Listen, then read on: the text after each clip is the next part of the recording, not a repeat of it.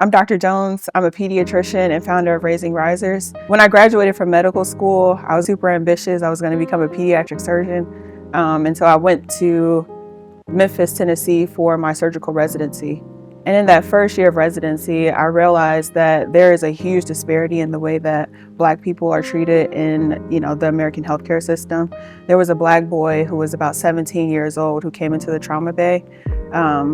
And you could tell that his body was lifeless when he came in. He was the victim of a gunshot wound.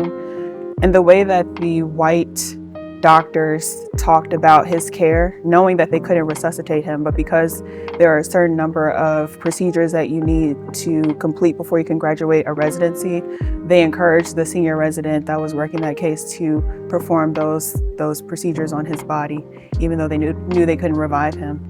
And so they did the procedures. They put his body into an empty room with a spotlight on it and a white sheet covering him when they were done. And then his single mother entered the room and was left alone to grieve by herself.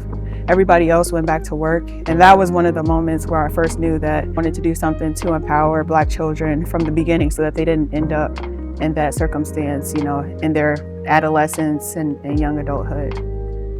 And so I chose to start with Black Boys Empowerment because I feel like if we can instill them with the messages that will help them become, emotionally available parents, which show up in relationships with their romantic partners, then that's the beginning, that's the first step of reuniting the Black family.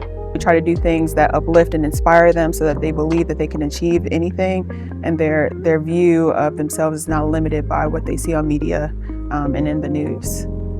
My ultimate goal for Raising Risers is actually to build a place where kids can come who, are from, low-income Black households, and they can receive the education that they deserve. They can receive the nutritional guidance that they deserve. They can receive the emotional care that they need.